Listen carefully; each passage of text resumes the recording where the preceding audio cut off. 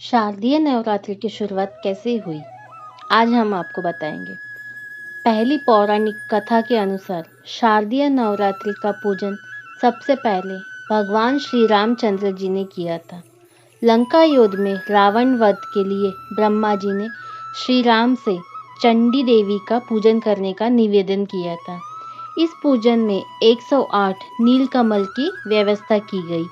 वहीं दूसरी ओर रावण ने भी अमरता के लोभ में विजय कामना से चंडी का पाठ प्रारंभ कर दिया। यह बात इंद्रदेव ने पवन देव के माध्यम से श्री राम के पास पहुंचाई और परामर्श दिया कि चंडी पाठ यथासंभव पूर्ण होने दिया जाए। इधर हवन सामग्री में पूजा स्थल से एक नीलकमल रावण की मायावी शक्ति से गायब हो गया और श्री राम जी का संकल्प टूटता सा नजर आने लगा। भय इस बात का था कि देवी माँ रुष्ट न हो जाए। नीलकमल की व्यवस्था तत्काल असंभव थी। तब भगवान श्री राम जी को अचानक ही स्मरण हुआ कि लोग मुझे कमल नयन नवकंज लोचन भी कहते हैं, तो क्यों ना संकल्प पूर्ति के लिए एक नेत्र अर्पित कर दिया जाए। और प्रभु राम जैसे ही बाण निकालकर अपना नेत्र निकालने के लिए तैयार हुए, तब देवी माँ स्वयं प्रकट हो गई और प्रभु राम का हाथ पकड़कर कहा, राम मैं प्रसन्न हूँ, और विजयश्री का आशीर्वाद दिया। वही रावण के चंडी पाठ में यज्ञ कर रहे ब्राह्मणों की सेवा में ब्राह्मण बालक का रूप धरकर हनुमान जी स्वयं सेवा में जुट गए। निस्वार्थ सेवा देखकर ब्राह्मणों ने हनुमान जी से वर मांगने को कहा। इस पर हनुमान ने विनम्रता पूर्वक कहा, प्रभु आप प्रसन्न है तो जिस मंत्र से यज्ञ कर रहे हैं उसका एक अक्षर मेरे कहने से बदल दीजिए।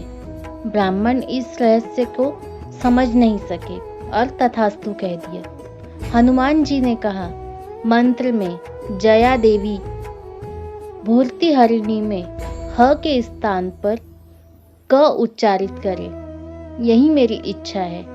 भूर्ति हरिणी यानी कि प्राणियों की पीड़ा हरने वाली, और भूर्ति करिणी का अर्थ हो गया प्राणियों को पीड़ित करने वाली, जिससे देवी रुष्ट हो गई और रावण का सर्वनाश करवा दिया।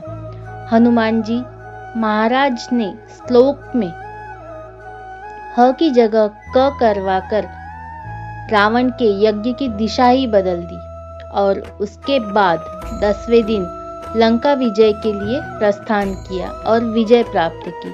और तब से ही असत्य पर सत्य और अधर्म पर धर्म की जीत का पर्व मनाया जाने लगा। और साथ ही आदि शक्ति के हर रूप 9 दिनों में अलग अलग पूजा भी हर साल होने लगी। दूसरी कथा के अनुसार महिषासुर नाम का एक राक्षस था जो ब्रह्मा जी का बड़ा भक्त था। उसने अपने तप से ब्रह्मा जी को प्रसन्न करके एक वरदान प्राप्त कर लिया। वरदान में उसे कोई देव, दानव या पृथ्वी पर रहने वाला कोई मनुष्य ना मार पाए।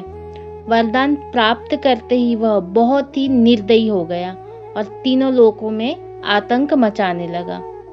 उसके आतंक से परेशान होकर देवी देवताओं ने ब्रह्मा, विष्णु, महेश के साथ मिलकर माँ शक्ति के रूप में दुर्गा को जन्म दिया। माँ दुर्गा और महिषासुर के बीच 9 दिनों तक भयंकर युद्ध हुआ और 10वें दिन माँ दुर्गा ने महिषासुर का वध कर दिया। इस दिन को अच्छाई पर बुराई की जीत के रूप में मनाया जाने लगा। अगर आप भी माँ दुर्गा के भक्त हैं और इस वीडियो को देख रहे हैं तो कमेंट में जय माता दी लिखना ना भूलें।